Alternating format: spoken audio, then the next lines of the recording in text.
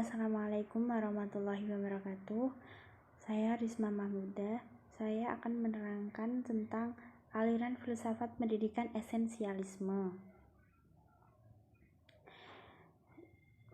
Yang pertama adalah tokoh-tokoh aliran esensialisme. Esensialisme adalah pendekatan yang mengasumsikan bahwa orang dan benda memiliki kesamaan yang alami dan esensial karakteristik yang melekat, bawaan dan tidak berubah. Esensialisme percaya bahwa pendidikan harus didasarkan kepada nilai-nilai kebudayaan yang telah ada sejak awal peradaban umat manusia, dengan pengembalian pola pendidikan pada pengembalian nilai-nilai masa lalu. Esensialisme percaya bahwa keefektifan pembelajaran akan tercipta. Pada tahun 1938, tepatnya di Amerika Serikat, terdapat sebuah kelompok bertemu untuk pertama kalinya, yaitu membentuk sebuah komite esensialisme untuk kemajuan pendidikan. Mereka lebih menekankan kepada reformasi sistem pendidikan menjadi sistem berbasis rasional. Mereka adalah pelopor filsafat esensialisme, yaitu William C. Bagley, yang merupakan salah satu tokoh pendidikan Amerika yang mungkin kurang dikenal, tetapi dia bekerja untuk menerangi ide-ide yang suram. Komitmen profesional seumur hidup Bagley adalah untuk peningkatan pendidikan publik, sebagian besar melalui peningkatan pelatihan guru. Dia menjadi juru bicara terkemuka dari esensialis, sekelompok pendidik profesional yang menganjurkan penekanan gaya Eropa pada kurikulum yang ketat dari mata pelajaran tradisional, bertentangan dengan pendekatan banyak lingkungan pendidikan progresif. Yang kedua adalah Herman Herlholm, dan pendukung lainnya adalah James D. Corner, Arthur Bestor, E.D. Hills, Chesterfield, H.G. Cooper, Paul Copperman, dan yang terakhir Theodore Sayce. Di sini Imam Bernardik juga menyebutkan beberapa tokoh yang juga berperan dalam penyebaran aliran esensialisme. Yang pertama adalah Desiderius Erasmus, merupakan humanis Belanda yang hidup pada akhir abad 15 dan permulaan abad 16, yang merupakan tokoh pertama yang menolak pandangan hidup yang berpijak pada dunia lain. Yang kedua adalah Johann Amos Comenius, merupakan tokoh yang memiliki pandangan realis dan dogmatik. Hakikatnya, dunia adalah dinamis dan bertujuan. Maka dari itu, Comenius berpendapat pendidikan mempunyai tugas membentuk anak sesuai dengan kehendak Tuhan. Kemudian, John Locke. Dia adalah tokoh yang berasal dari Inggris, dikenal sebagai pemikiran dunia ini. Menurutnya, pendidikan harus selalu dekat dengan situasi dan kondisi.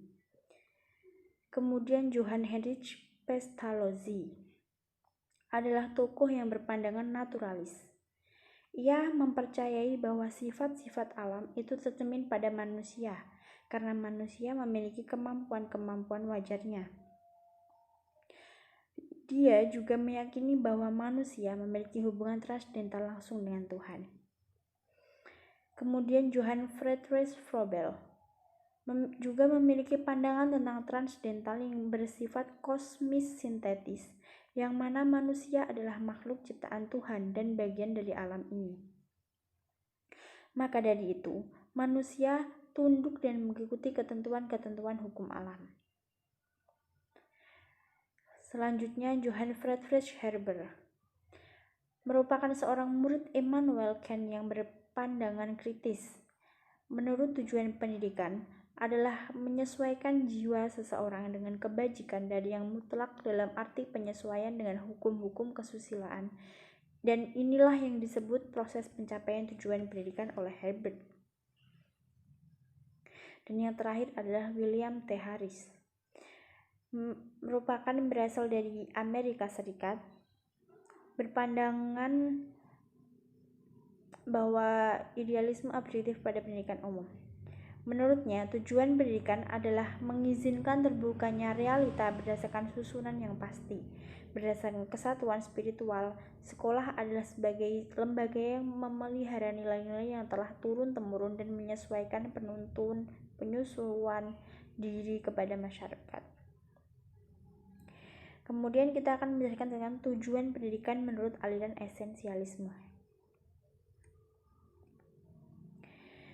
Tujuan pendidikan menurut aliran esensialisme adalah untuk membekali siswa dengan inti umum atau dasar informasi dan keterampilan yang diperlukan untuk promosi kewarganegaraan. Untuk itu, esensialisme percaya bahwa siswa harus menguasai hal-hal penting sebelum mereka mempelajari materi kurang penting lainnya yang mungkin lebih menarik bagi mereka. Karenanya, para esensialisme percaya pada pendidikan yang menekankan pada fundamental. Tujuan pendidikan esensialisme adalah bahwa pengetahuan konten sekolah atau pendidikan seharusnya tidak secara radikal mengubah masyarakat, tetapi secara perlahan mengubah kurikulum untuk memastikan transmisi nilai-nilai moral tradisional masyarakat.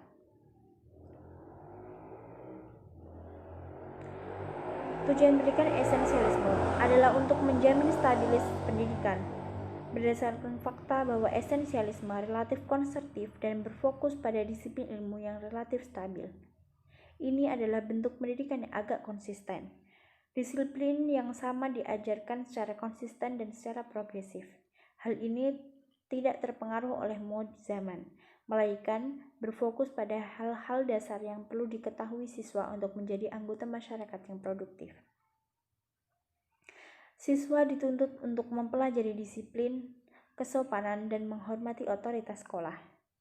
Disiplin merupakan karakteristik kunci dari pendekatan esensialisme, sebagaimana disiplin di sekolah akan mendidik disiplin dalam kehidupan dan masyarakat. Pengetahuan dan ketelitian akademis, patriotisme, dan pengembangan karakter merupakan karakteristik penting bagi warga negara yang baik.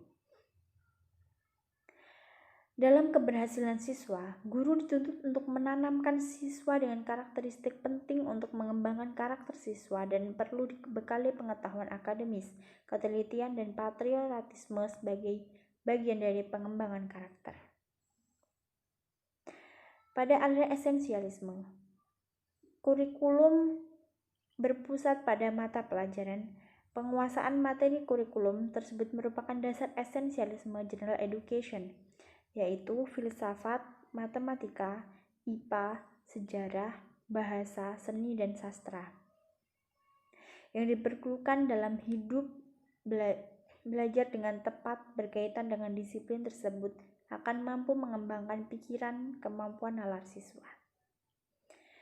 Terima kasih. Sekian dari saya. Assalamualaikum warahmatullahi wabarakatuh.